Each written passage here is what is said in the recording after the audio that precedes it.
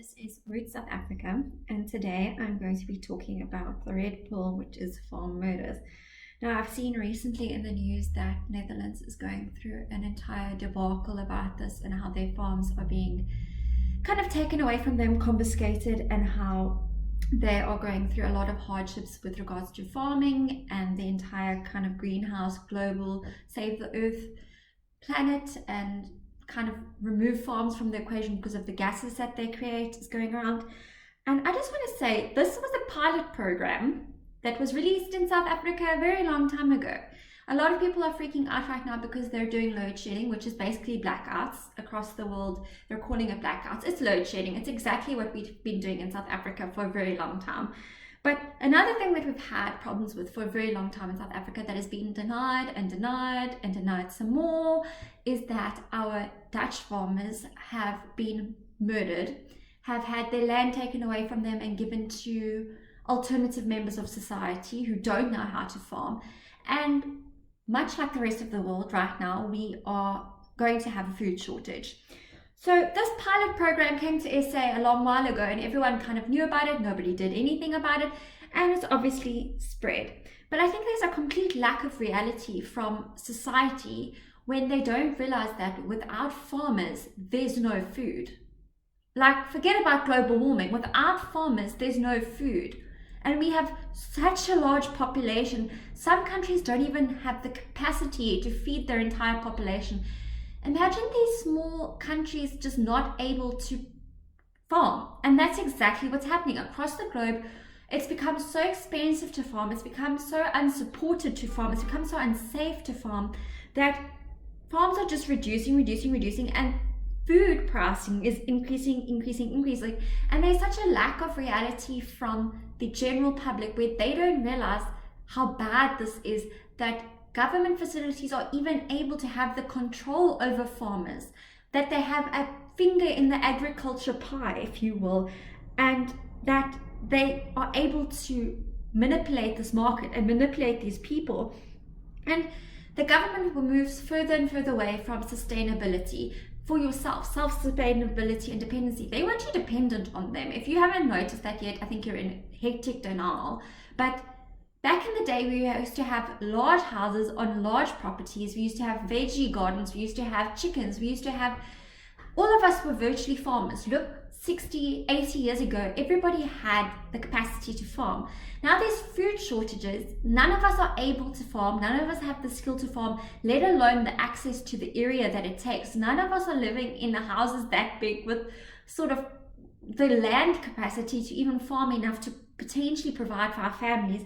We've become so reliant on farmers, but even our farmers are now being sort of indoctrinated in this, if you will, and being used and abused. When our farmers fall, we will fall too. It's common sense. There will be food shortage. There's already food shortage. The West is having grain problems. Well, I think around the world they're having grain problems. There's fertilizer problems. There is mass food shortages coming, but I don't think people realize that means that starvation is like on our doorstep. And had South Africa had the capacity to farm that we did 20, 30, 40 years ago, had we had that sort of sustainability that we always used to have. If you think of our grands, they were cooking. If you think of our grandfathers, they were busy farming, or they had at least the ability to farm. Our gardens were larger. We weren't living in flats. We weren't living in little complexes. We had the capacity to farm. We would have been fine during this food shortage. We would have been fine, and we could have possibly, potentially kept afloat other countries that are struggling right now. We could have been the lifeboat to other countries, but because we've moved so far away from our farming roots, we can't do that. We can't help others. We can barely even help ourselves. And I just find it so odd that across the globe, when coming to global warming, people are addressing farmers as the problem. People are pointing the finger towards farmers. And I just say this, and I've mentioned this to other people, why did they not start with hydro cars?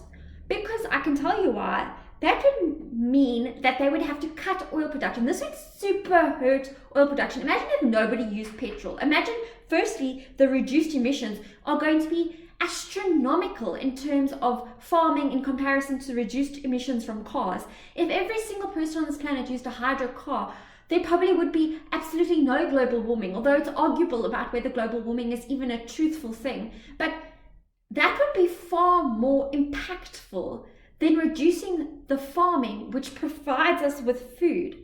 You know what I'm saying? Why didn't they start there? I know why. Because their real reason their real agenda isn't to actually have a better society. It isn't actually global warming. If you don't know, go Google it. They actually have ulterior motives. But at the end of the day, we're the ones that are going to suffer.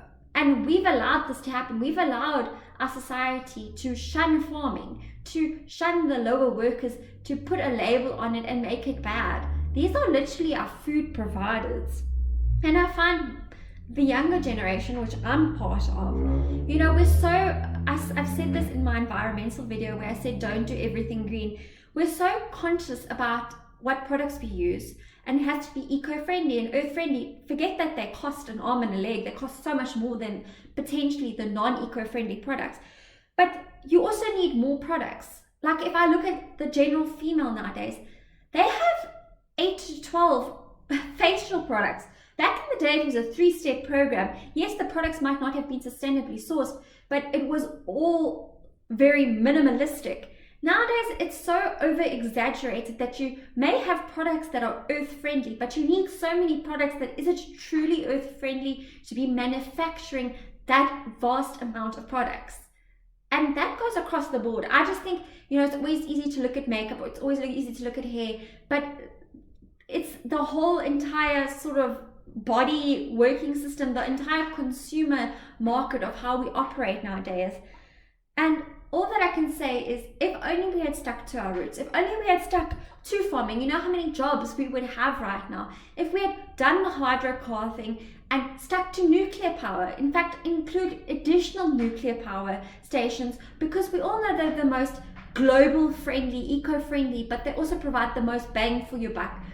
But now we're stuck in a situation where we have no power, we have no farmers, and I really wish to ask the general population, what is this going to get us?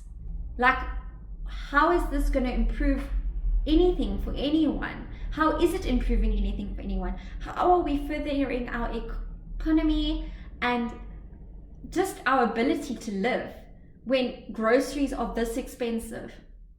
And people just ignore it. They're like, it's so blasé about the entire situation. But at some point, somebody's got to take some accountability for what's happening. And I'm just going to say it, farm murders have been happening. They have been here in South Africa. Celebrities will lie. African-owned government lies. And they've been doing it slowly, so that it doesn't look like a complete genocide, which is exactly what it is. They've been chasing the white farmers out, which they forget that the white farmers employ black employees, employ multiple colors of employees. It's a complete job opportunity for everyone. It reduces the food prices. But you know, that's just completely overlooked. And now we've had so many people leave the country with those skills. I mean, there's an opportunity even in the Netherlands right now where all these farmers are losing their farms. They could come here and farm. We have the land, we have the resources, we have the opportunity, but they will not, because it's not safe. And they are not supported by our government and by our people, to be quite frank. So why would they? But I'm so tired of it, and I just thought I'd let you know that. And maybe these are some things that somebody out there needs to consider. So let's do that together. Thanks for watching.